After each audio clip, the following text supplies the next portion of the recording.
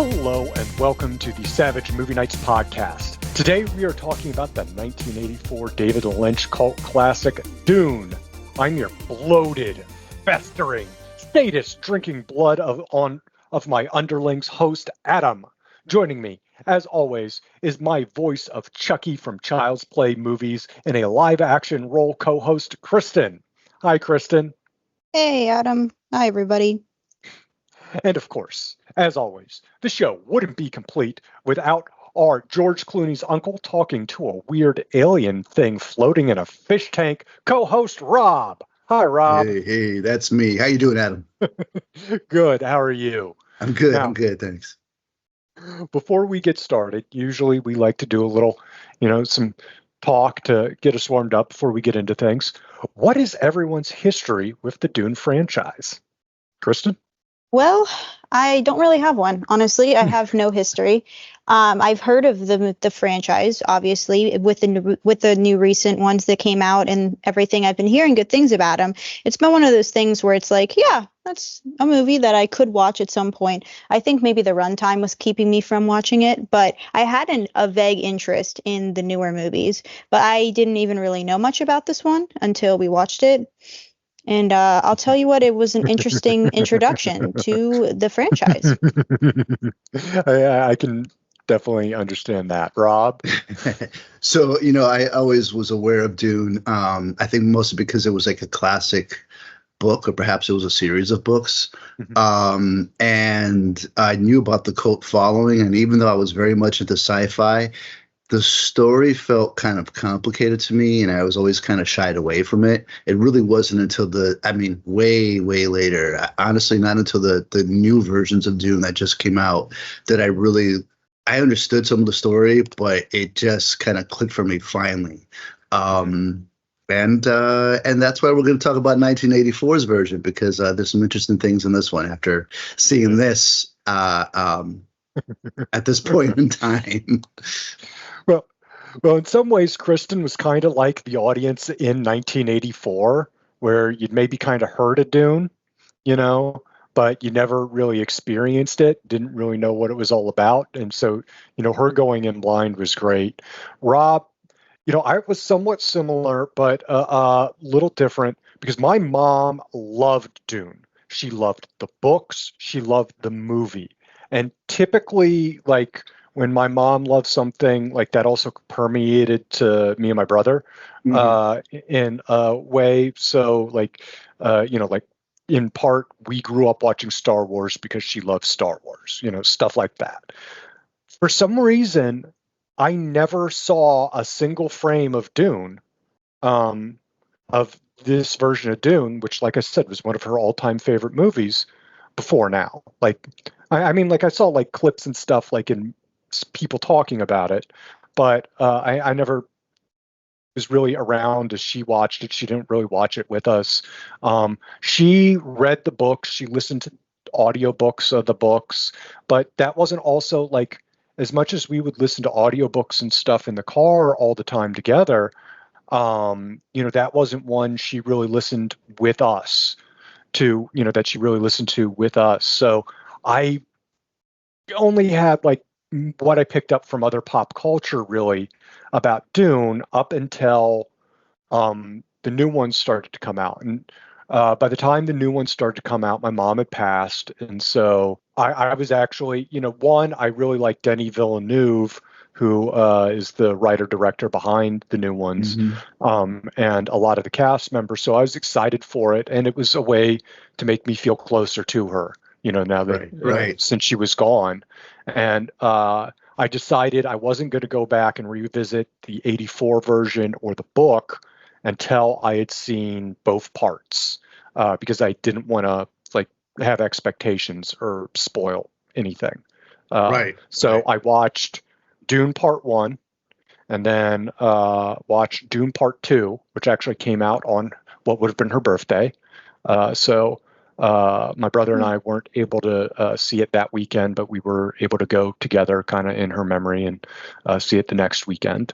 And then as soon as I was done with that, and I loved both movies. I thought they were excellent. I know some people don't like the first one; they think it's a little slow, and maybe someday we'll watch one or both of them here.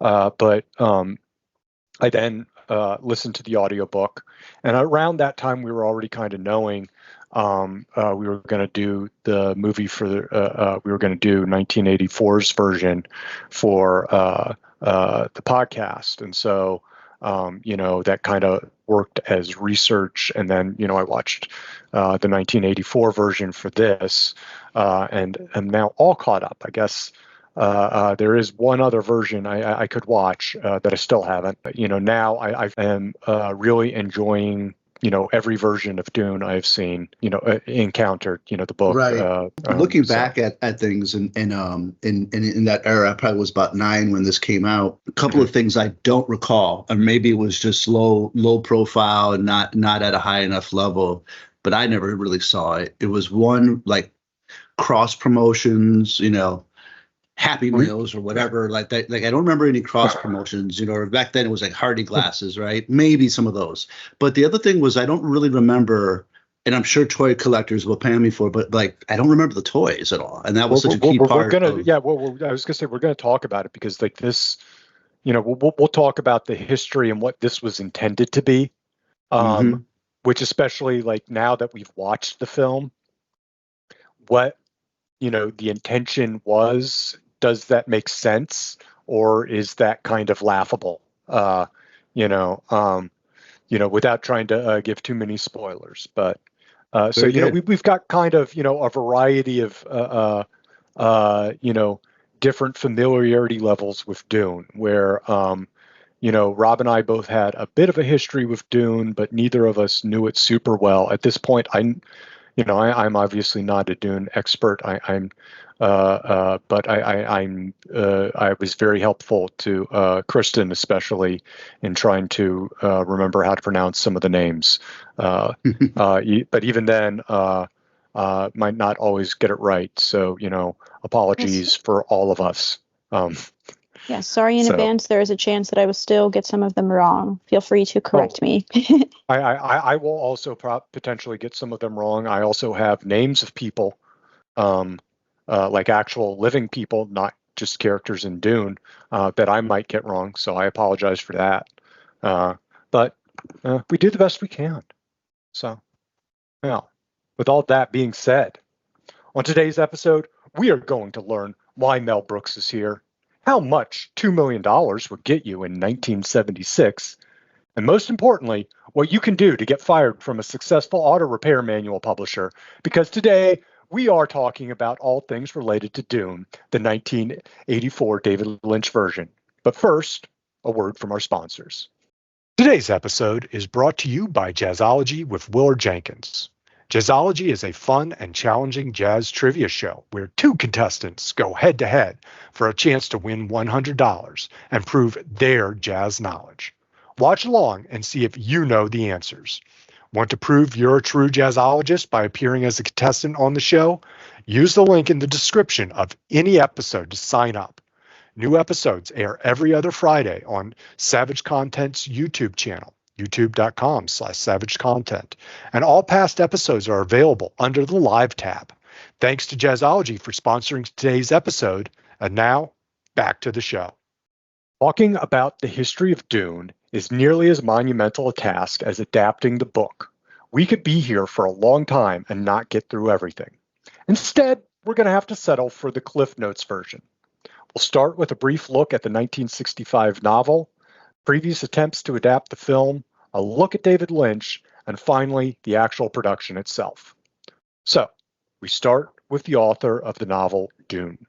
Frank Herbert was born in 1920 in Tacoma, Washington, and began his career in journalism just after high school by lying about his age. He served in World War II as a photographer briefly, and after that time, he began writing pulp fiction and taking college creative writing courses. While he left school and returned to journalism, he continued writing and publishing fiction. As the 1950s ended, Frank began researching for what would become his best-known work, Dune, a work that wouldn't be published for another 6 years. The idea for Dune spawned from spawned when Herbert worked on a piece about the ever-expanding Oregon dunes. This idea began to combine with ideas around power, philosophy, history, and figures like Lawrence of Arabia, Zen Buddhism, and his experience with hallucinogenic mushrooms. It would explore themes related to Messiah mythos, heroes, religion, environmentalism, gender roles, and more.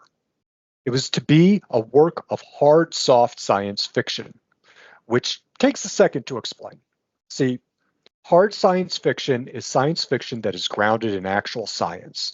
Think something like 2001: A Space Odyssey by Arthur C. Clarke, versus soft science fiction, in which technology exists regardless of its scientific basis and functions more akin to magic. Think like a lot of the tech in Star Wars. But it also refers to hard science, mathematics, chemistry, physics, versus soft science, sociology, anthropology, and psychology within science fiction. And Dune would encompass all the meetings of hard and soft science fiction within it. So, Dune was serialized in Analog magazine as two separate stories: Dune World in 1963 to 64 and Prophet of Dune 1965. Herbert's original attempts to find a publisher for the complete, expanded, and reworked version proved to be challenging. He was rejected by nearly 24 publishers. One of the barriers was the size of the work. It was nearly 900 pages, which meant when it did find a publisher, it was ultimately priced at $5.95, nearly $60 today. The publishing house that did finally take a chance on it, Chilton Book Company, was a powerhouse in the world of automotive repair manuals. All this meant that when Dune did hit the shelves, it was a critical success, but failed to sell many copies. Well, So, it is guys, definitely an ambitious work. Ambitious indeed. So, I mean, absolutely. 900 pages. I mean, like, it's a whole, it's a lot, really. I mean, and it's clear when you think about the 900 pages element, the fact of why putting it into a 2.5 hour movie, less than 2.5 hours, can be challenging. I think it's also ambitious though because of the where we were with technology at that time. I mean, to adapt some of this, you can imagine the thought process of how much of this was very feasible, but then there are some elements that are like, yeah, how are we going to pull that off? Well, I mean, there's the technology aspect. There's also the aspect that keep in mind, for a lot of, especially in the next upcoming sections, a lot of what we're going to be talking about is pre-Star Wars. So, and that means a couple things. Usually B movies, while they could be successful, not B movies, sci-fi movies, while they could be successful, were not necessarily high budget. That the idea of the modern blockbuster really doesn't get started until Jaws, and then, really started with Star Wars. And after that, people are really scrambling for sci-fi properties to try and make the next Star Wars out of. So, it's an even harder sell, this Dune, and it's not like a simple swashbuckling story either. It's got a lot of very adult themes and aspects to it, that make it, again, much more challenging to adapt, especially challenging to adapt in even, previously. It is a lesson in perseverance, to get rejected that many times, that, also that just randomly the, one guy at the auto repair manual got a hold of the manuscript and decided to advocate that they should try something different and published it. Otherwise, who knows if it ever would have seen the shelves, at least in the form it did. While Dune was not a bestseller out the gate, and the man who had acquired it for Chilton Book Company lost his job, it had enough success to propel Herbert's career forward. By the end of the early 70s, he was writing fiction full-time. And in that time, Dune was finding its audience. This included Hollywood, and the start of the attempts to option and adapt the book. It was first optioned in 1971 by Apjack International, headed by Arthur P. Jacobs, the producer behind the original Planet of the Apes series and Dr. Dolittle. There were several different writers and directors attached to the project, but the plan was for cameras to start rolling in 1974, until Jacobs suddenly dropped out of the project in 1973, citing his death from a heart attack at the age of 51 as the reason for his exit. A French group picked up the rights in late 1974 at the behest of director Alejandro Jodorowsky. Jodorowsky was born to Jewish parents who had immigrated to Chile from the Ukraine, which is why sometimes you hear his name pronounced Jodorowsky, which is kind of like doing the Spanish pronunciation of it, other times you hear people do it the more traditional Eastern European way, like Jodorowsky, which I think either one is correct. I think that's how it was pronounced in the movie I watched, but forgive me if I'm getting it wrong. He made his name with art house favorites El Topo in 1970 and The Holy Mountain in 1973. These are movies where even Wikipedia uses the phrase bizarre and surreal more often than is typical. His vision for the project was sweeping, grand, ambitious, and like his previous work, bizarre and surreal. He assembled talent behind the scenes and in front of the cameras that was somewhat astounding. Artists Jean Girard, more commonly known as Mobius, Chris Foss, and H.R. Geiger did concept artwork. He got Dan O'Bannon to help with the script and storyboards. In front of the cameras, he had names like Salvador Dali, Orson Welles, Gloria Swanson, David Carradine, and Mick Jagger, to name just a few. One of his ideas was for each planet to have its own big-name band to provide music and appear in the film. For the Atreides homeworld of Caladan, this was to be Pink Floyd. For the Harkonnen homeworld of Jedi Prime was to be represented by French prog rock band Magma. It was going to be 14 hours. The original $9.5 million budget would have been insufficient. And by the time Herbert visited the pre-production in Paris in 1976, they had already blown through $2 million. Funding dried up, and the project broke apart into legend, eventually resulting in a documentary about the project, Jodorowsky's Dune, in 2013. So the options are 2 hours and 17 minutes or 14 hours. Well, at least now we finally have like 5-ish hours with the new movies. But man, that jump, like 14 or 2, like it's a big jump there. It can be difficult to determine how much it takes to properly cover something, but 14 does seem excessive. He wasn't truly just straight adapting it. He was also completely reimagining it.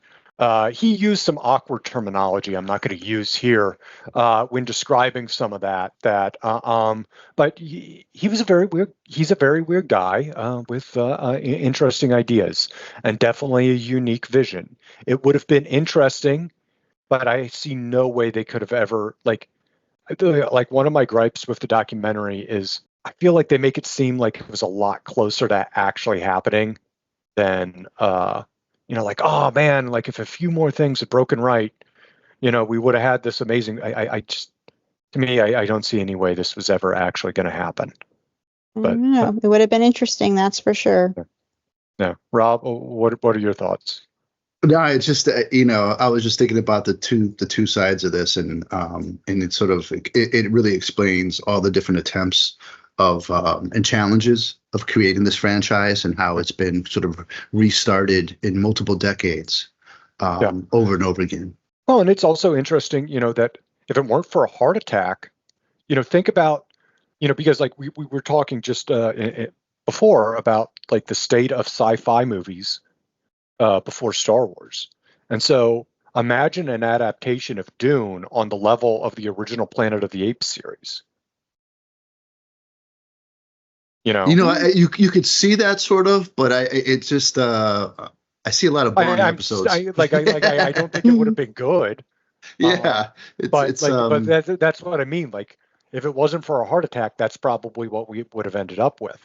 And the other interesting thing is a lot of the people who did work on the Jodorowsky version of Dune, it ended up on Alien. So Dan O'Bannon is the writer of Alien. And he ended up, as that project got it going, bringing Chris Foss and H.R. Geiger with him. And so, and that then kind of plays into, we'll talk about in the next section, the name who was attached to the project just before David Lynch joined. You know, interesting, you know, how that stuff kind of all comes together. And, you know, as much as there is a part of me, like I think it would have been a train wreck and a mess. But there's still part of me that really does want to see Jodorowsky's version of Dune. As Jodorowsky's dream of Dune collapsed, producer Dino De Laurentiis came in and acquired the rights.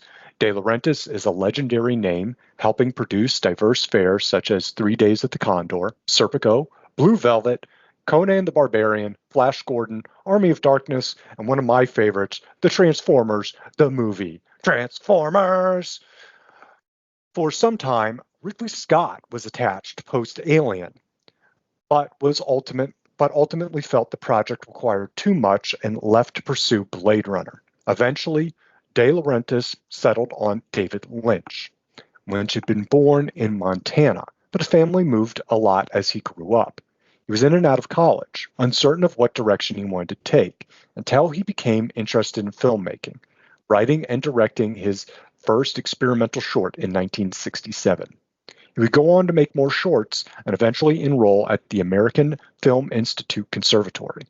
He made his first feature in 1977, Eraserhead, which according to Wikipedia is the story of a man who is left to care for his grossly deformed child in a desolate industrial landscape. Eraserhead eventually became a cult hit on the same midnight screening art house circuit as Jodorowsky's El Topo.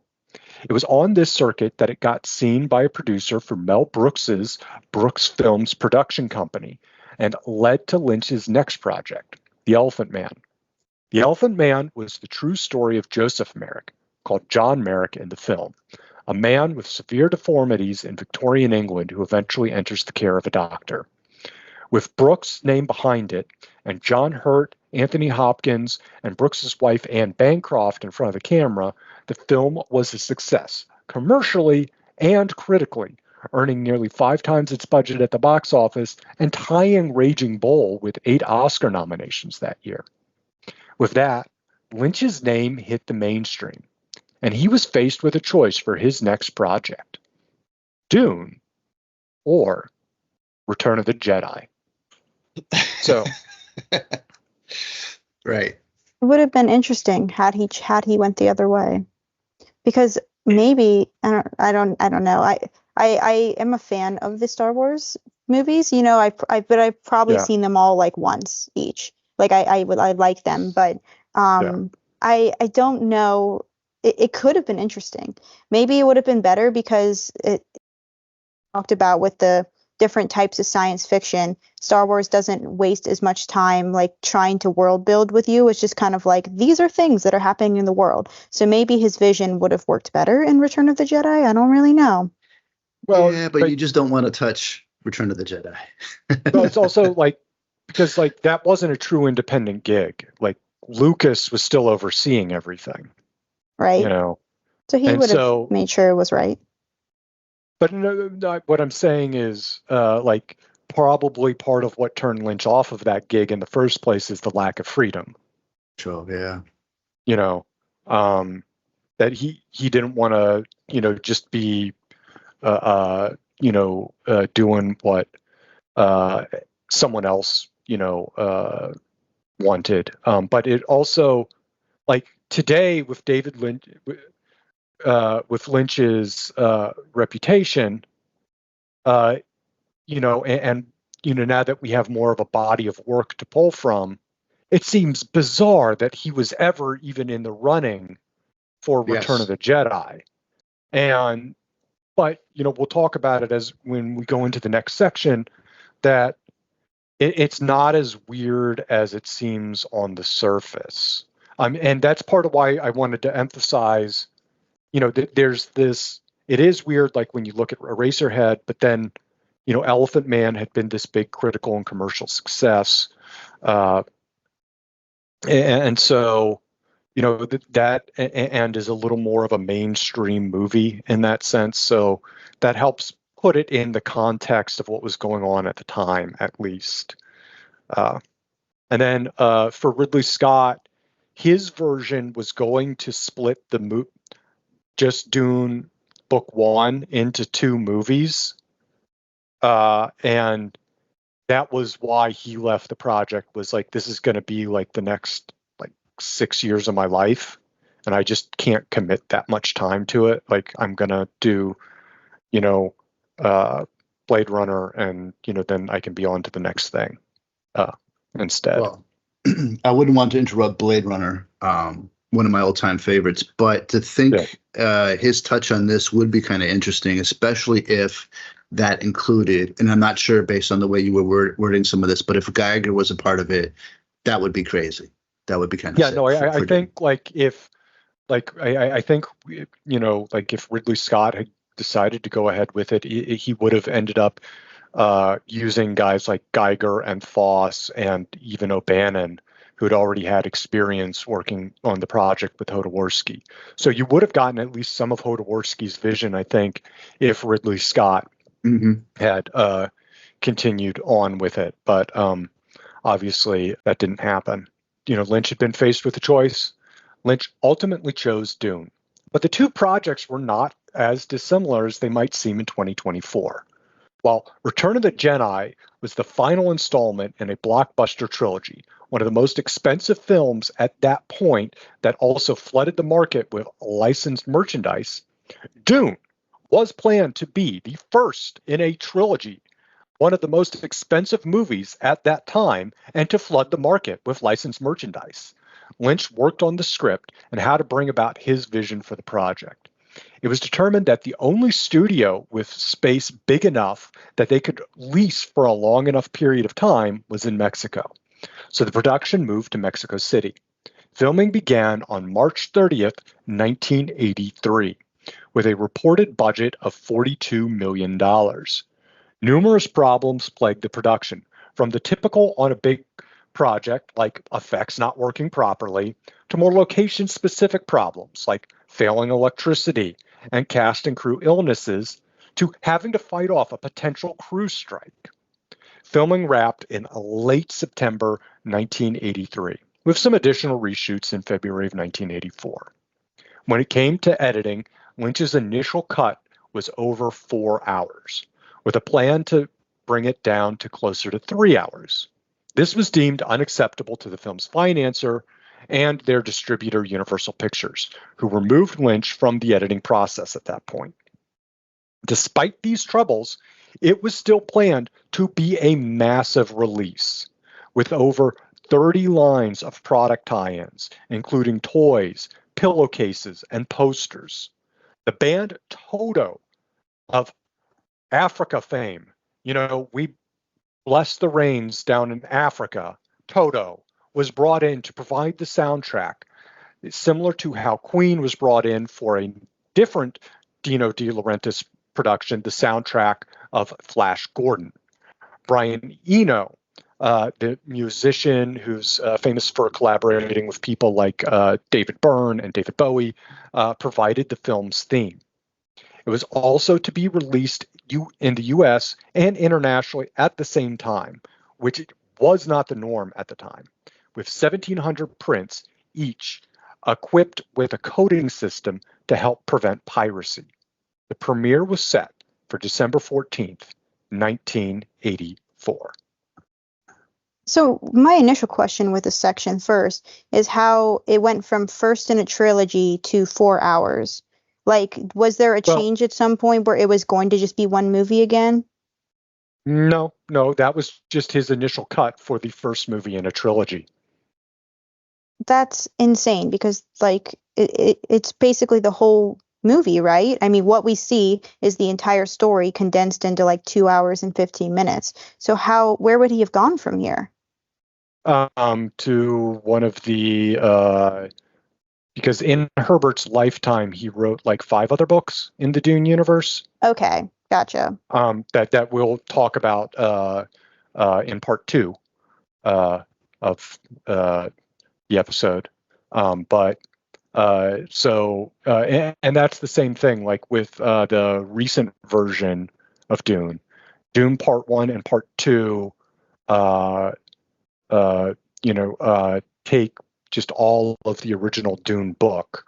And really what they're kind of doing is like we talked about earlier, that, they were 2 stories put into one book. They kind of take, the Dune, what was it? Because it's Prophet of Dune is the second part. It was Dune World, is usually like that is basically like Dune Part 1, the 2021 Dune. And then Prophet of Dune is essentially Dune 2, Dune Part 2.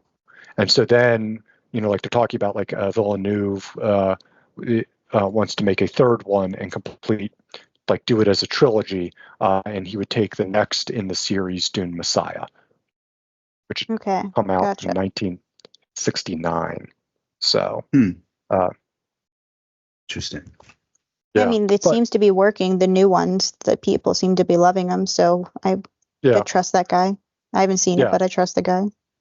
Yeah, no, but it's like you look at the the plan was like the line was used, Star Wars for adults. That was kind of like the marketing pitch for this Dune adaptation, that this was going to be the next Star Wars trilogy, but for adults. But they also still clearly had kids in mind because they're doing toys and pillowcases. They really thought this was going to be as big as Star Wars. And I'm not exaggerating when I say, like, this was one of the most expensive movies made at the time.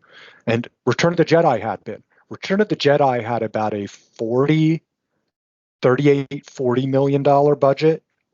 And Dune is $42 million coming out a year later. So, Dune is slightly more expensive than Return of the Jedi. And they're imagining this is toy kid friendly. Yeah, it's interesting because during this era, I remember that there were a lot of like there was this gaming world, and I'm not talking about gaming the way we know it now. This was offline gaming. There were like D&D gaming. It basically, yes, it was, you'd see these stores that have D&D and chessboards, like all just board games and card games, but like there was these indicators that would suggest maybe that there's like this market here for Dune. I get it, sort of, but there's theory and then there's execution, right? Oh, it's like, some of it is there, because we'll talk about it more in as we talk about the movie itself. But like you watch this, and God, this is not like a movie that's going to appeal to kids. Like, I mean, that's the thing. I didn't, I don't know how quickly you want to go there, but like that's exactly true. Like this is not working for kids. And it's not aimed at kids. But then again, there were a lot of successful toy lines in the mid 80s into the 90s based on properties that were not aimed at kids. There was Rambo Freedom Force. There was RoboCop. There was Terminator 2 toys. There was Aliens. And I had just about all of those when I was growing up. But then again, I also watched the movies, even though, I was a kid and loved them. So this is 84, I think. Yeah, this is December of 84. What was Star Wars? 79? The original Star Wars was 77. Empire Strikes Back is 1980, and Return of the Jedi is 1983, all in May. Okay, So, yeah. So it's all about Star Wars toys and Battlestar Galactica toys yep. going And into this. Battlestar Galactica, the special effects were done by a lot of ILM guys, Okay. which is why you'll see a lot of B movie, because they licensed that Battlestar Galactica footage out to a lot of B movies to use, where they just like recycle the footage. And so that's where you'll see things like crappy movie like Space Mutiny with Rep Brown and Cameron Mitchell advertised like from the special effects artist who made Star Wars. Like, Right, you know, it's it's just because they're recycling the old Battlestar footage. hilarious. It's time to get in line, buy our ticket, get some candy and popcorn, and head into the theater. Kristen, take us through the plot.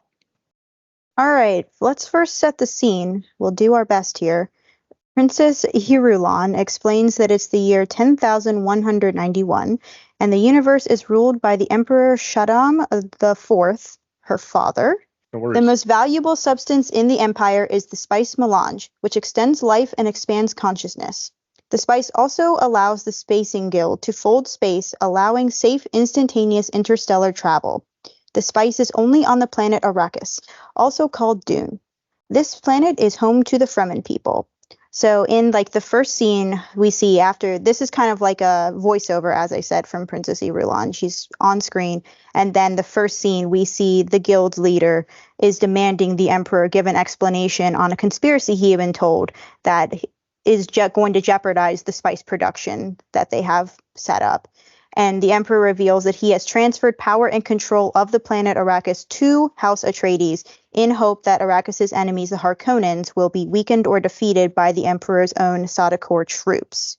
And so the emperor fears the Atreides due to like reports of them having the secret army that they're amassing.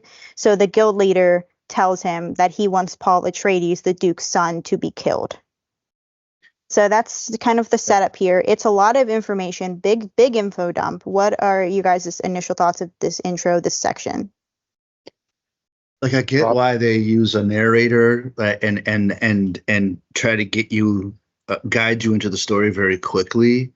It comes off to me a little weird because you see a woman that you don't have any background, and she's giving you direction on the story, so you're supposed to just follow her and go with it.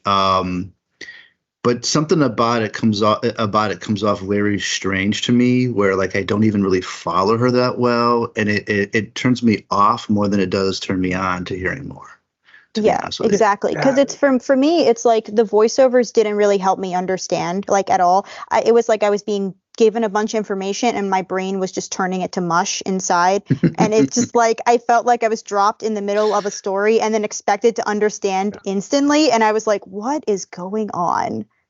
Yeah. Oh my. Well, and that was one of the challenges of adapting this book, that this book is dense with language and world building, so much so that it, like, the part of the reason the book was so long itself, like even the audio version is like 20 hours, but that's not including like all the glossary and appendices, you know.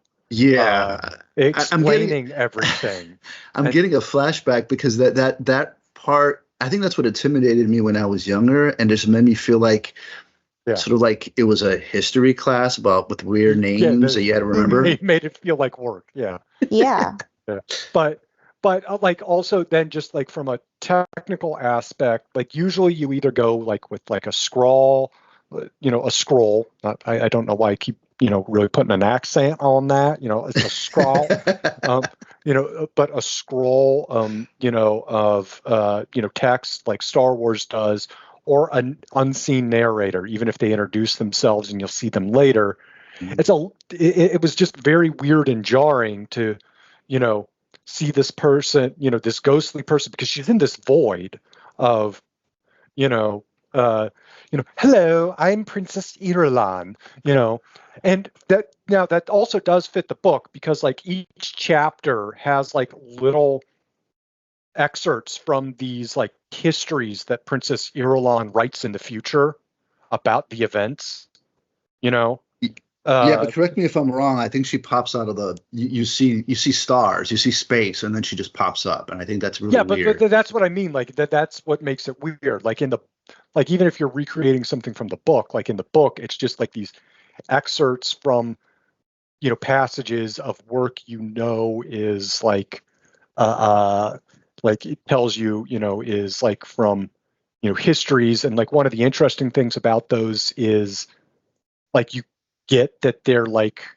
kind of like propagandist histories, almost like some of the works of Shakespeare were propaganda for the Elizabethan crown, to really assert their authority. So they're telling, like, you can sometimes there's deliberate contradiction between what she's saying in these intros and like the actual events you read in the chapter.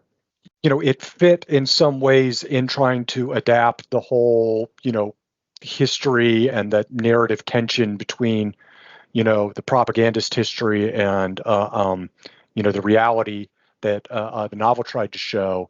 But it clearly didn't work, and that was one of the challenges. And so they probably would have been better to either just go with, if they're going to do some kind of backstory introduction like that, either go with narration or go with scroll and not go with like Ghost Lady in space, because I think we all found that kind of off-putting. And speaking of off-putting, one of the things we didn't really talk about in the description in the plot, as we went through the plot, is while we mentioned the Spacing Guild, we didn't talk about what they look like. Either you guys want to mention that? So, are we referring to the weird little creatures in the tanks? Is that what we're what we're Yeah. referring to when you're asking that leading question? Because that was an interesting one. It was like gross, but kind of cool looking. Like at least that was something that kept my attention. At least in this like information overload, I was like, oh, Yeah. there's at least some weird looking creature to look at. Yeah. Well, and there's a very elaborate ceremony to bring it in, you know, where it's got like this train looking box thing it's in, but yeah, Rob, what Yeah, did you think of? it lives in water, so that's why it was an elaborate intro. Imagine having to be carried or escorted by, it felt like 15 people. Yeah. And the lead guy, for some reason, who was announcing your arrival, needs a microphone to speak in a room. That was kind of funny, actually. I think the guy who did that, he looks very similar to a side character from Mad Max. Anyways, but Yeah. Well, yeah, I'm sorry. sorry. Well, I was just gonna say, so I found that weird because in the books, in the first book, which is the only book I've gone through so far, they when they talk about the Spacing Guild, there is no mention of them as being weird fish creatures. That they seem to like if you read the book, like they seem to be described just as basic normal humans, just like like with some of the features you get with using a lot of spice. But like their physical characteristics didn't just seem to be described as anything other than humans. So I was watching this, I was like, what WTF? This is some real David Lynch stuff. Like, what put it into his? And like, I even up until earlier today, I'd had that in that opening I did about talking to them, that this isn't even in the book. And then I looked at Wikipedia about the Spacing Guild, and it turns out it's in the book. It's just in the next book that they start getting described as these weird fish things. So, Okay, so that's something at Okay, least. because I don't see why yeah, you would take on yeah, that but challenge if you didn't have to. Because yeah, but Mhm. well, just because he's got a weird, you know, And deformed, and if he was planning a trilogy, then it makes sense. He's setting it up for the other movies that he thinks he's going to get. yeah, but like especially like for me, where I was familiar with Dune at that point, but only familiar with Dune Book One, which, as popular as Dune was, you would think there could potentially be a lot of people like that, where they just knew the first in the series and not necessarily the rest. That was a very what the hell is Oh yeah, there's no, it's that crazy. Krusty It the is. Clown meme? Yeah. What the hell was that? Yeah, no, it So, it sticks out like a sore thumb. I'm going to back up for 1 second. oh yeah. Ghost Lady, we're calling Ghost Lady Princess Erlin. Princess Erlin is played by Virginia Madsen.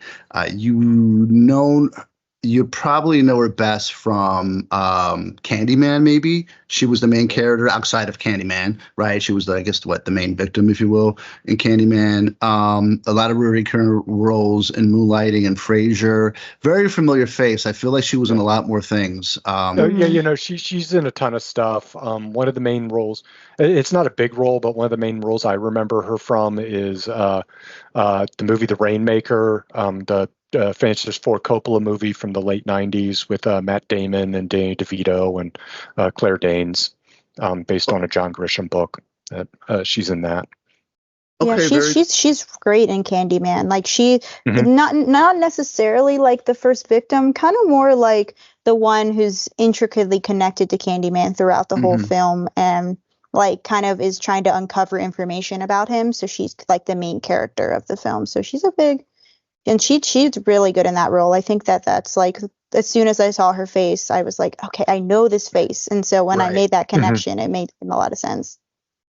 One other character I want to point out, and that Yeah. is the Emperor Shaddam. Uh-huh. That's played by Jose Ferrer. Ferrer is he's been a long career, 60 years as an actor in different disciplines. He's got a Tony Award for Best Actor in the play 1974 for the Cyrano de Bergerac. I believe that's how you say it, or Bergerac. And he also got a Academy Award for playing that same role a couple years later in a film version of the adaptation of it. He's in other movies like Joan of Arc, Moulin Rouge, the Caine Mutiny, I Accuse, and Lawrence of Arabia. And the interesting factoid here, he is George Clooney's uncle. Oh, he was. I think even before he died, because I think he was married and divorced from Rosemary Clooney, George Clooney's aunt, Weiss. Um, but he also there's a small connection to RoboCop because his son was actor Mel Ferrer, who's son with Rosemary. So Mel was George Clooney's cousin, and he was in RoboCop, the first one. He's like kind of like the head of the project on the project level. The one, That's right. Yeah. yeah, like when Kurtwood Smith bursts into the room, to the house, he's like doing cocaine with the two hookers, and Kurtwood Smith is like, "Bitches, leave." Uh, Awesome. Yeah, no, that was he was a great character actor. Sadly, Mel Ferrer also passed away a few years ago, but and when they say Moulin Rouge, that's like a version from like the 1950s. That's not the Nicole Kidman, Baz Luhrmann Oh version yeah, from. whole different thing there. So next up, there's a scene with Lady Jessica, the concubine of Duke Leto Atreides, and she is an acolyte of the Bene Gesserit. They're an exclusive sisterhood with advanced physical and mental abilities, and it's like as a part of this centuries-long breeding program to produce the Kwisatz Haderach, this mental super being. The Bene Gesserit, they want to use this being to their advantage, and so Jessica, she was ordered to bear a daughter that would basically become the super being, but instead she disobeys and she bears a son, and that is our main character, Paul Atreides. So then we kind of have that scene, and then we get to meet Paul in the next scene, and he's approached by other people like within that kind of work around him, work for him, whatever. So three of those characters are Through Dr. Yui, and Gurney. And Gurney suggests shield practice, and Paul says that he's not in the mood. And that kind of upsets Gurney, so they begin to fight to test the validity of the shields. And he also, in this section, we get to see him train with a machine that's meant to simulate a big sandworm to test his impulse control. And then other information we learn in this section that I think is important to point out is that Dr. Yui explains the size of the worms is that they can be as large as 450 meters, and that the people in this planet that they are kind of intending to go to eventually, what they know of the Fremen people is just that they have blue eyes that are affected by the spice on the planet of Dune. And so also in this section, Paul has this conversation with his father who tells him that they must leave their homeworld and go to Arrakis. And he says, without change, something sleeps inside us and seldom awakens. The sleeper must awaken, which will come around later, but important to note now. Yeah. And that was an elbow to Paul, right? Yeah. Well, and to, kind of talk about like just how complicated the material is to get. So the Kwisatz Haderach doesn't actually refer to a female child, and that wasn't why the Bene Gesserit were upset with her. That the Kwisatz Haderach deliberately refers to a male child, and they were upset that she had given. They thought she was trying to deliberately invoke or create, have the male child to go for that. Because of to try and fulfill that prophecy. But in part, she really did it because, they kind of show throughout in most of the work that Leto and Jessica really do love each other. And, she wanted to give him, a male son so he could have an heir. And, that was really important to him. And then it also, kind of gave the potential that, if she did have a male son, that could also potentially be the Kwisatz Haderach. You never know. But you also get the impression, especially more so in the book, that and the newer movies, that the Bene Gesserit kind of talk about like the Kwisatz Haderach is really more just a thing they made up to try and control as like a lever to use. On various populaces to get what they want. Yeah, I don't know. I mean, I appreciate the correction, but I don't really understand it. It didn't seem like a big distinction, really, and anything. It's pretty clear from what I said in this beginning that I don't really understand what was going on a lot of time in this movie. So it's a miracle that I could put this together. So I think the bear a daughter but disobeyed. I think that was from Wikipedia. So it's actually Wikipedia that is incorrect. But it's interesting because maybe in this movie that is the thing, even though it's not a thing in the book. But something I just wanted to bring up because no worries. Like if you have a Wikipedia guide and you're still confused after watching the movie, that's what I'm saying. It's complicated.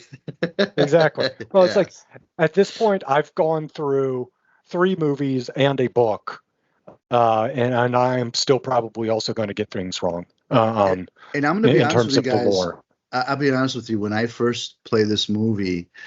Probably it's around this area. Now, it is not the movie you want to watch if you're a little tired, because you will fall asleep. I fell asleep at this part, and I had to obviously rewatch it for the beginning, but it gave me the Z's, man. Yeah. It's also not a good one to watch in the background. Like it was very difficult for me to watch it and try to put this summary together because that's usually what I do. I will put the summary as I watch it, but I just couldn't keep up with what was going on at all. There was just it was chaos. Like not even chaos until later, but yeah. So that was the big elbow to Paul. Krista, do you want to describe Paul? He's an interesting guy, so he's played by Kyle MacLachlan, who is kind of recognized for a lot of different work, but he does do a lot of work with David Lynch. So outside of his role as Paul, some other widely known collaborations include his performances in Blue Velvet and both the 1990s and 2017 TV series of Twin Peaks. Those are his kind of big ones. He won a Golden Globe Award for Twin Peaks, which is also very cool. And so another thing that I found interesting when I was looking into him is that his first role was in The Changeling from 1980, and I really like that movie. So that was a cool little Easter egg for me to find. He's also been in things like Flintstones, Showgirls, more recently Riley's father in Inside Out, and Isaac Izzard in the fantasy horror film The Clock in House with the Clock in Its Walls. So yeah, I mean, a little bit of TV outside of that too, like Desperate Housewives, How I Met Your Mother, Portlandia, Agents of S.H.I.E.L.D. He's kind of been all over the place. And currently on the big hit series on Amazon Prime, Fallout. Oh yeah, it's a very recent addition. I haven't seen that yet. I have to check that out. But listen, I mean, he has some pretty prominent roles. If you see his face, you know who he is, because totally. He has a very unique face. That being said, though, I actually think that when you see him in this film, however, when he first shows up, he's probably the first clean-cut, good-looking, like too good-looking male in the movie, because everybody else is old and scrubby as far as the males are concerned, and he's like shining, and it's so Hollywood that that was a little too I wasn't buying that, actually. Now, in the book, his character is about 15. Yeah, and I don't think they do that in the new movie? Is he supposed to be that age in the new movie? I think because like the new movie, it gets screwed up because, you know, they filmed that pre-COVID. And it was originally supposed to come out like in 2020, and so then it got delayed a year. So that was filmed in like 2018, 2019. So Timothée Chalamet could, at that point, kind of pass for 15-ish. It's a little harder to believe he is 15, and that Zendaya is close to 15 in the newer one. Right. Right. Yeah, definitely. Kyle for sure cannot pass for 15. We know Kyle, that. Yeah, Kyle does not look like he was anywhere near 15. Like he was solidly in his 20s. He was like, he was like 23 or so at the time. That I think he was just out of college, because like this was like his first like real big break for him. That I know. I think his role in The Changeling might have even technically been uncredited. Because I think this like is his first credited role, possibly. It's definitely his first lead. Gotcha. Maybe first lead. Not sure. Yeah. His mom in this movie, Lady Jessica, is played by Francesca Annis. First of all, she's hot, but anyways, very attractive. You would know, well, you wouldn't, but her big break was in Elizabeth Taylor's Cleopatra. She was the handmaiden in Cleopatra. Speaking of most expensive movies ever made at the time, Cleopatra for a long time held the title, and was usually the go-to reference for like a movie going way over budget and being a bit of a disaster until like Waterworld, and then Titanic was thought to be the same thing, and anyway. Yeah. Cleopatra was her big break. She had TV roles in Reckless, Wives and Daughters, Deceit, Cranford. Movies included Beyond Dune was Krull, The Debt Collector, The Libertine, and she is a 6-time a BAFTA TV Award nominee, and she won in '79 for Best Actress in ITV. ITV is like the UK's PBS. ITV series Lily. Yeah. So, yeah. I don't really know her very much outside of this, but very cool. Yeah. 6-time BAFTA. Good for her. Although Krull is a fun movie. Krull's from another sci-fi kind of more leans into more of the fantasy element from around the same period. Krull also has a very young Liam Neeson in it. Okay. Well, she is in another big budget movie, right? So, yeah. I want to review a few others too, if you don't mind. Because I got to tell you, the guy, I want to shave his eyebrows so bad in this movie. This guy, there is a character, Through Fear Hawat, played by Freddie Jones, who's got eyebrow hair. I don't even like. It's huge. It's yeah. No, it looks like you could style it. You could, make it do use tricks. its own product. Right. Go, go out and fetch the paper for you. Yeah, this guy is a vet though. As a huge long career in theater, TV, and in movies. In theater, he's best known for his originating the role of Sir in The Dresser. In film, he's best known for his role as Bites in The Elephant Man. I think he did some other David Lynch stuff. Rob, do you remember that movie, Young Sherlock Holmes? Yeah. It's like okay. from the 80s. Yeah, no, it's like maybe a few years after this. It's Barry Levinson directed it. It's like one of the reasons it's remembered today. It's like one of the early uses of CGI when the stained glass window gets animated. As attacking people, but he has a part in that. Okay, all right, very good. So, definitely tons of accolades. And see, I can't even go over, like, he's got such a long history that But another vet, definitely. And then I really have to mention the guy that you said has not aged in 30 years. Weird looking instrument that you don't know what the heck it is. No, I was going to talk about Patrick Stewart because seeing Picard again, right, for the fourth decade, and he hasn't changed. This guy looks the same. He actually has a 7-decade career, Patrick Stewart. Yes, you know him from Star Trek. You know him from as Charles Xavier in the X-Men series. You've known him in Robin Hood, The Prince of Egypt, The Doctor Strange, and the Multi-Universe of Madness. He's another one who's got such a long rap sheet that it would be a whole other podcast. But yeah, no. Look, seeing Patrick Stewart here was kind of funny because literally looks the same. I mean, you could tell he looks younger, but same exact. He's the type of guy that like he doesn't seem to age as much as some other people. Like I picture him in my head, and it's like he's been like that for 40 years, 20 years, whatever. Yeah, you get the feeling that his high school book, he's got the same baldness going on. He looks exactly the same. Yeah, well, and but also, he's awesome. I love Patrick Stewart and just about everything he does. So. Always great to see him on screen. Yeah, I think I'm sorry. One other thing, because you mentioned I guess it's called a practice fight, the training. Mm-hmm. Yeah. With the CGI. Yeah, we gotta. I mean, listen, this was the early '80s, but man, those graphics were tough to deal with. If you've seen Tron, man, like it's Tron graphics. Oh, it's Tron is light years ahead of this one. This was bad. Was bad. And I mean, if we're talking about bad graphics and the look of things also, the first time they did the reveal of like the Fremen people with the blue eyes, I just laughed out loud because I was like, what is that even? I'm like, they literally just put like a blue light over their eyes. It looks so silly. Yeah.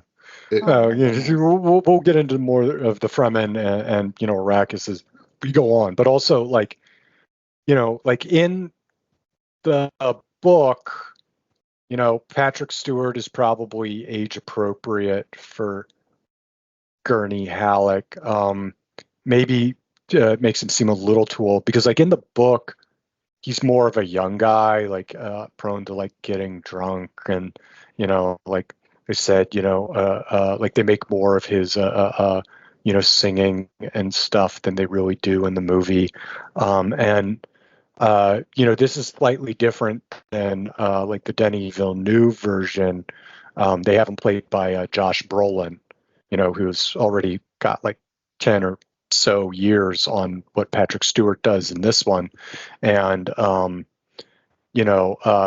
they make the Duncan, Idaho character who, we'll meet later, who's played by Jason Momoa in the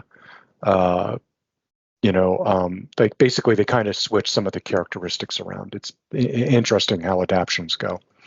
Right. Anyway, my favorite memory of Patrick Stewart in this movie is there's a scene where there's a fight scene going on, and he's leading his troops, and he has, I don't, maybe you guys can help me understand why, but he has a pug in his arms.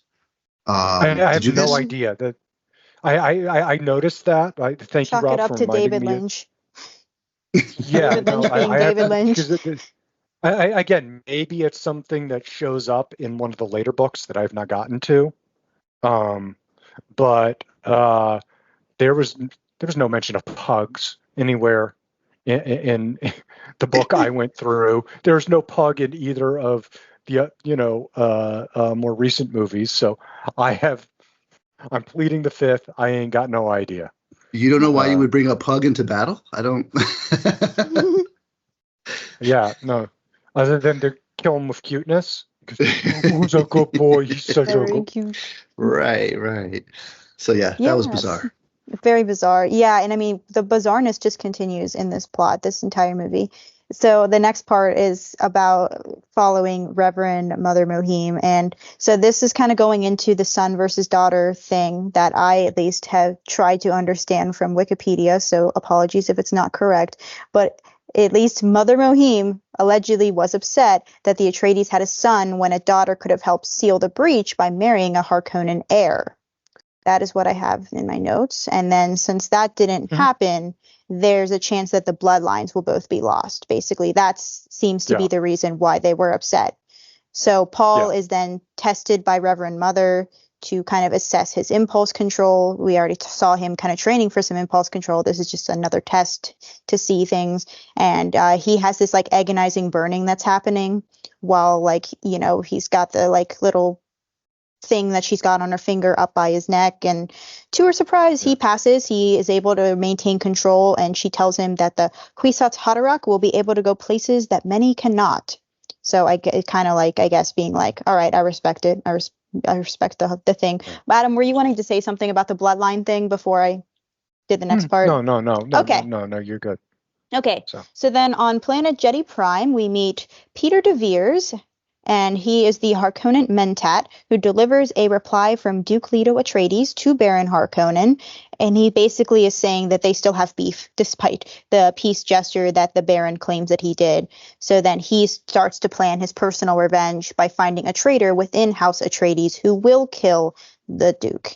And so the Baron's nephews, he kind of enlists them to lead this attack on Atreides, House Atreides, and those two people are Fade and Raban. And so they're basically scheduled. He tells them to go take control of the planet. And then in this scene, we also get this moment where we see Baron kill a servant for his blood. So that's our introduction to a lot of very interesting characters. The Baron is an interesting guy. It's an interesting choice. I saw the side-by-side comparisons of what he looks like in this movie compared to the remakes, and it's very different. Yeah.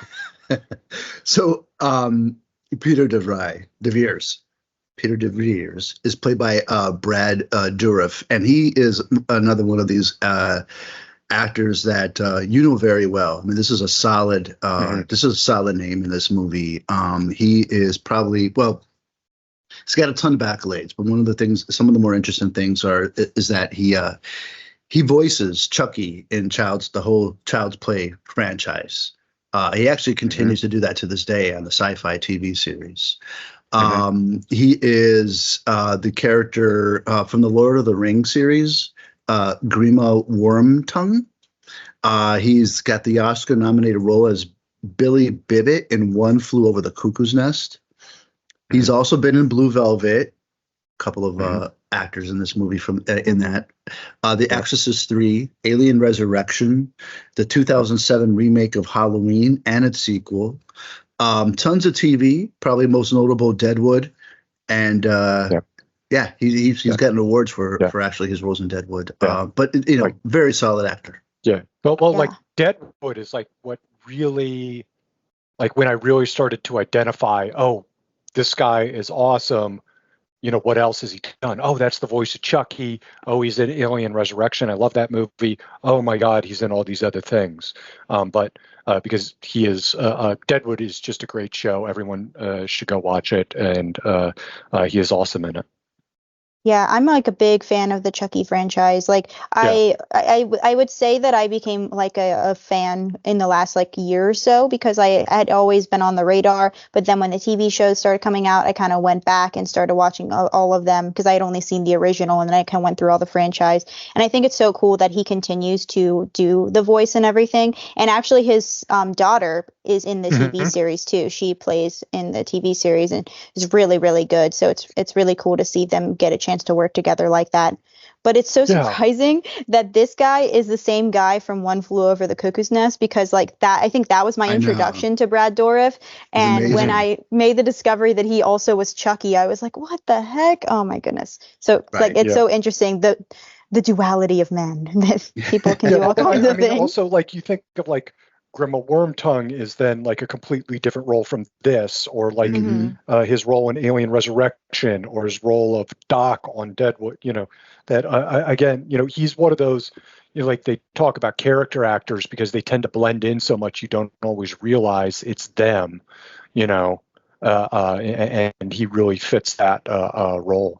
Uh, With solid performances, whatever yeah, he yeah, yeah. does. Yeah. Yeah, No. no, totally. There's also another actor in this film who just sticks out like a rock star. Yes, You, you, Sting. well, I had some of to. it, can also be costuming. No, it was. No, he really does. So first of all, he does stick out like totally, like just the way he's meant to be a very confident character for Yeah, sure. All right. Sting is if I say it correctly, Fayed Kid Rutha. Ralpha, I David yeah, I don't know how Ralpha. to. Yeah. Yeah, So Fade. Baron Harkonnen's younger nephew. yeah. So Sting, the front man, songwriter, bassist of the Police, the group The Police. He did this movie. Sting obviously had a super successful solo career as well. I think more so after the movie. And he has played in a number of films. The Bride, Julia and Julia, Camelot, the first chapter. It was cool to see him in this film. I don't think that he necessarily. I personally don't know what he added so much. I don't think it was much about adding anything differently than any other character or actor could have. It was kind of like a cool caveat. That's all I got. What did you guys think of Sting and his performance? Well, I mean, one, this scene with him is literally iconic because, like, if you've ever seen, like, one of the things you see from this movie is Sting in the winged thong, blue thong. Yeah. And like that's a still you see from Dune all the time. Like that going into this, I didn't know much else other than at some point Sting will be in the blue wing thong. Um, and this is the scene where it is. This is like your first time seeing Sting on screen is that. No spoilers on if it happens again, but that I thought it was, he, like a lot of the people, there's not enough screen time for him to really sink his teeth into Mm-hmm. anything. Mm-hmm. Not just in the part we're going to talk about, but, really throughout the thing. So, I can't really judge whether, he was gonna do it and this is where like the different versions kind of like there is some continuity and bleed together because I think obviously Hodaworski's version had Mick Jagger in this part. Uh, and I think Jagger was maybe even still attached in some way and then had to pull out. And that's where, like, even as Lynch's version was getting going, and then that's how Sting got involved. But, I'm not really positive on that. So, I like the way you and put it though, as far as him not getting enough time. I think that's what I was trying to really say, as far as like not making too much of a difference one way or another, because there wasn't enough time to make that impression. yeah, He looked cool and he played the part cool, but we would have liked to have seen yeah. more to understand it I or think get more that's the depth. problem. I think that's the problem with like a lot of the characters and a lot of the moments in this first half is like I don't have enough time with these characters to actually care about them a little. Like they're just kind of people on screen that I have to try to keep track of. I'm not like feeling like I'm connecting to them in any way. So you need the And 14-hour version, is what you're saying.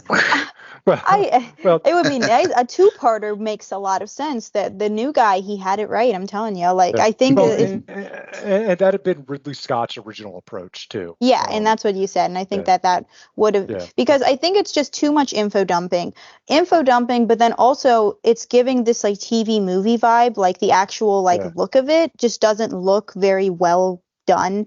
It doesn't feel like the Star Wars But movies or other but sci-fi films. It doesn't feel right. to me, like rating on a curve, it does fit other high budget sci-fi from the time. Like if you look at like Flash Gordon, or like I said, Crawl. Star Wars kind of has to be in its own category because they were like no one else could do what they did. Like they literally were inventing new things and doing stuff no one else could Techniques, do. right? And so that's why their stuff looked, decades ahead of anyone else's. But this, to me, this looks like an 80s high budget sci-fi or adventure, um, sci-fi or fantasy film. It, Which, it, but it, growing up with that, I have a Yeah, it's funny partiality you say for that. it. Yeah, because it does not look well made to me personally, but I Yeah. wasn't there for the decade. So, of course, anything from older is going to look dated to somebody who it's funny didn't. though when you watch it. There's moments where you're like, okay, I can work with that. Like I can work with the Yeah. creative, and then there's this other scene that would just like, oh, you're ruining it. You keep on going up and Yeah, down, up and down. up and down, Yeah. exactly. The graphics, I think, ruined it. Like there were a couple moments that looked kind of cool. Like we'll get to some of those cool moments in part two, but a lot of the part one is just like the graphics that are just like making me cringe, and I'm like, oh, this is giving TV movie. This is giving low budget, And he had a good budget. They had a big one, which is Yeah. crazy. Yeah. No, but like you talked about, like, like not being able, like them just moving on so quickly that you don't really get a chance to, get who, each character is and stuff like that. It reminds me of Trevor Noah when he was on The Daily Show would occasionally have a segment called "But Ain't Nobody Got Time for That," where he'd start to like go over a news story real quickly and then go, "But ain't nobody got time for that," and then go on to the next one. Yeah, details. And so that's kind of what it feels like with this. And Yeah. like you said, you can also understand why Denny split it up into two movies, because like this one movie is as long as Dune Part 1, Dune 2021, and Dune Part 2 each. So like it's they took the same amount of time to tell half the story. And some people, one of the criticisms of the 2021 version was that it was a little too slow. But I think, especially with how dense the material is, that's probably better to be moving on the slower side and let people actually get it. And Yeah, get their bearings if you're not like a book reader. Because like we talked about with this, me getting dropped into this with no context really, yeah, I barely knew anything about it, and then just immediately being told blah blah blah, like, but don't worry about it, it'll all make sense. Like they don't even say that. It's literally just like, here are all these new terms, good luck, and then they just show you all these scenes with these things, and it's like it I think that it like slowing down makes more sense for a story like this, because like I'm usually of the opinion that a movie does not need to be longer than 2 hours, like usually. But for such material like this where it's so dense, there's so much information, it needs that runtime. It needs the moment to kind of give people a chance to understand what is going on, to understand the world, because it's like you have to build the world and then you build the characters. And without the good world building, the characters don't feel real, It's so important to have both. Very yeah, true. no, I completely understand. Yeah, I mean, no, one other thing just to add to that, Adam, it's like it felt like, with this movie, it if you didn't have the expectation and background of what any of this was about, that you were going to be lost, and that this was really just Yeah. meant to help the Dune fans. Yeah, well, but that gets back into, Kristen is a great, I mentioned earlier, Kristen is a great analog for most of the audience in 1984, that who had no exposure to Dune, and, we are already seeing, how, but they still, even after having viewed the final cut that they were releasing to theaters for this, they still had expectations that this would be a success on the level of Star Wars. In part because I think, again, it gets into, like studio think, they couldn't distinguish what made this different from Star Wars, both good and bad. And, like we talked about, like what a big release this is. Like when we're talking about, like 1,700 prints of the film doesn't sound like that much when a movie these days will routinely open in like 3,600 screens in just the US alone. And, being open internationally all at the same time is pretty normal. But back then, that was highly unusual because you had to make an actual physical print of each film. And that was very expensive, that required, not just, for the film stock and the emulsion and the printing, but then like the shipping costs to get it to projectors and stuff. Whereas these days, everything is digital. It just, is shipped digitally and projected digitally. And so there's not that additional cost to get into more theaters. Whereas before they would actually only make so many prints of a movie and then ship them around the country or around the world. And that's where, it was only in the 70s that they started really doing true national releases. That even The Godfather, when that first came out, wasn't a true national release, that it was a rolling release where they had, enough prints to like cover, say, the East Coast. And then it would move to another region of the country. And then after that, it would roll out internationally. So, that the idea that, they were going to do this, one, that it was going to have, they thought it was going to appeal enough, that the appeal was broad enough that it could be successful doing that. And, we're only about a third of the way in, but, we're already having our doubts on that. And, it also, distributes, stretches, it means if they were in 1,700 theaters around the world, it means they're not in nearly as many theaters around America, because they had to take prints that, even if they'd made 1,700 prints, some of those prints might have otherwise gone to other parts of the U.S. that, so they also kind of hurt themselves that way. But yeah, I think that the bad guys, the antagonists here, are not scary enough. They're not intimidating enough to capture people's imaginations and the fear here as well. I think that's an element in play. So there's also, you kind of get this false sense of emergency. Like you're following the story, I guess, but it just doesn't feel it doesn't hit you with a lot of I don't know, energy. It's a little flat.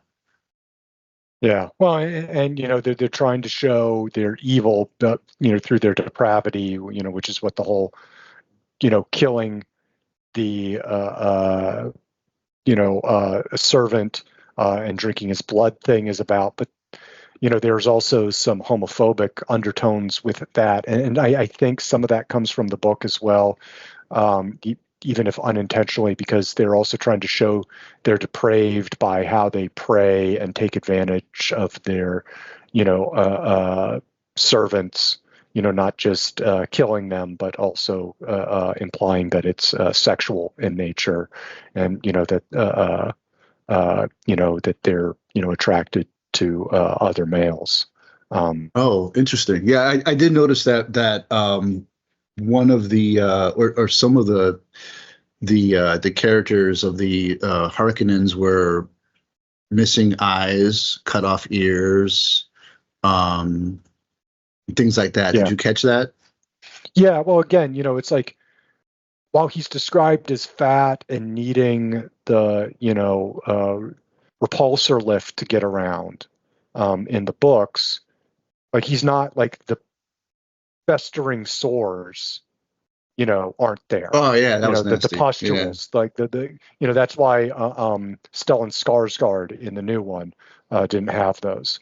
And Rob, I think you'd agree that they are far more scary and intimidating in the new one. Yes, like absolutely. with the black and white motif and Right. everything, like, they still creep you the hell out, and are offsetting, but also, very scary and intimidating. So, Right. but yeah, no, I get what they were going for. And there's like, there's part of me that just has a lot of love for the 80s, sci-fi cheese. So, there's, as cheesy and goofy as a lot of this stuff is, there's also a part of me that, really loves it too. So, Oh yeah. so, well, any more thoughts? Because as we kind of close up part one. Nope, we're good. All right. Yeah, no, I'm trying not to talk about what we're going to see in the next part. So yeah, save for part two. Yeah. Because that is where we are going to have to leave things for part one. Is Paul the Kwisatz Haderach? Can he survive the malevolent machinations of House Harkonnen? Do we get to see more of Sting and his winged thong? Join us for part two to find out. Thanks so much to my co-hosts Rob and Kristen. Thanks as always to our editor Javi and the entire Savage Content team. Thanks so much to our sponsor Jazzology with Willard Jenkins. And most importantly, thanks to you for listening. If you like the show, give us a review wherever you get your podcasts. If you're watching on YouTube, like, comment, subscribe, click the notification bell, all the good YouTube things. I've been your host, Adam, and we'll see you next time on the Savage Movie Night Podcast.